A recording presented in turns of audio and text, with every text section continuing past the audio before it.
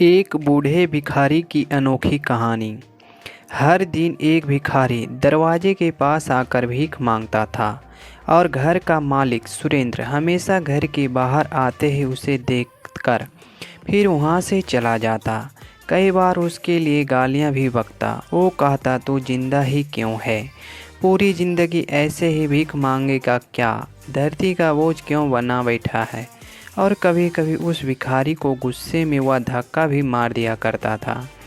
इतना कुछ हो जाने के बावजूद भिखारी के मुंह से सिर्फ यही निकलता कि भगवान तुम्हारे पापों को माफ़ करे। एक बार सुरेंद्र के धंधे में बड़ा नुकसान होने की खबर मिली। सुरेंद्र बहुत परेशान था। तभी उसके दरवाजे पर वही भिखारी आया। गुस्से में अपने आप को खोते हुए सुरेंद्र ने उस भिखारी को पत्थर से मार दिया। पत्थर लगने के कारण भिखारी के सर फूट गया और उसके सर से खून बहने लगा। फिर भी दर्द से कहरते हुए भिखारी ने इतना ही कहा, भगवान तुम्हारे पापों को माफ़ करे। भिखारी वहाँ से चला गया। सुरेंद्र सोच में पड़ गया। भिखारी को पत्थर मारा, फिर भी उसने सिर्फ प्रार्थना की। सुरेंद्र का गुस्सा शांत हुआ। फिर भिखारी की राय से जानने के लिए सुरेंद्र ने भिखारी का पीछा करना शुरू कर दिया। भिखारी जहाँ जहाँ जाता सुरेंद्र उसके पीछे जाता और देखता कि कोई उसको खाना देता, कोई उसको मारता, कोई अपमानित करता तो कोई गाली देता। लोग भिखारी के साथ चाहे जैसा व्यवहार करते, लेकिन भिखारी सब के लिए एक ही प्रार्थना करता, भगवान तुम्हारे पाप को माफ़ करे। अब रात होने वाली थी। तभी भिखारी अपने घर जाने लगा। वो अपने घर पहुंच गया, लेकिन सुरेंद्र अब भी उसका पीछा कर ही रहा था।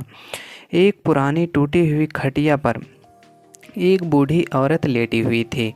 काफ़ी कमज़ोर और बीमार लग रही थी। वह भिखारी की पत्नी थी। अपने पति को वापस आता देखकर वह खाट से उठ पड़ी।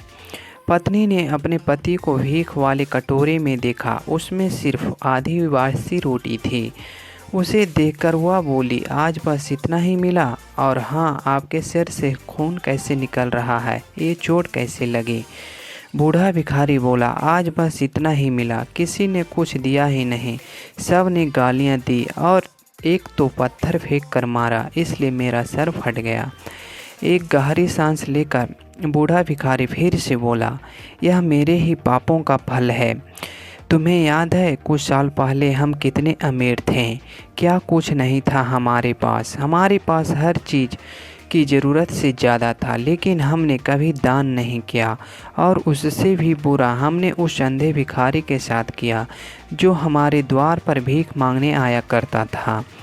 बूढ़ी पत्नी की आंखों से आंसू आ गए। वह बोली, हाँ, हम उस बेचारे अंधे के साथ बहुत बुरा करते थे, उसका अपमान करते थे, उसे खाने के लिए रोटी की जगह कागज़ दिया करते थे, उसका मजाक उड़ाया करते और कभी कभी मारा भी करते। मैंने कभी उसको रास्ता नहीं दिखाया। एक बार मैंने उसके मुंह पर मिट्टी भी फेंकी थी और वह हमेशा दुखी होकर यही कहता कि भगवान तुम्हारे पापों को सज़ा जरूर देगा। उसका श्राप सच हुआ और हम दुख भरी जिंदगी में आ गए।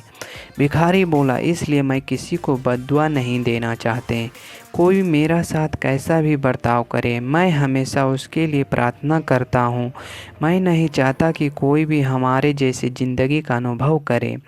किसी को भी हमारे जैसे दुखों को सामना करना पड़े। वो नहीं जानते कि वह कितना बड़ा पाप कर रहे हैं।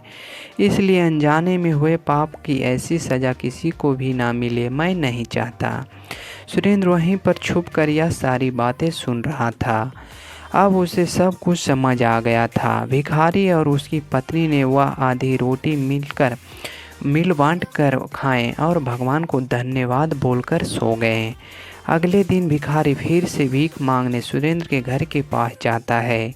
सुरेंद्र ने पहले से गरम गरम रोटियां उसके लिए बना कर रखी थी। उसे देते हुए सुरेंद्र विनम्रता से बोला, माफ़ कर दीजिएगा बाबा, उस दिन मुझसे बहुत बड़ी गलती हो गई। बूढ़ा भिखारी बोला, भगवान तेरा भला करे। इतना कहकर वह आगे निकल गया। तो दोस्तों, इस कहानी से सीख मिलती है कि हमें चाहे किसी के बारे में बुरा कहे या भला करे, लेकिन भगवान सिर्फ कर्म के हिसाब से उसको फल देता है।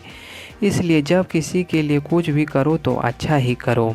तो ऐसे ही रोमांटिक कहानी सुनने के लिए हमारे चैनल को लाइक और सब्सक्राइब ज़रूर करें। वीडियो अंत तक देखने के लिए धन्यवाद। अब मिलते हैं अगली वीडियो में।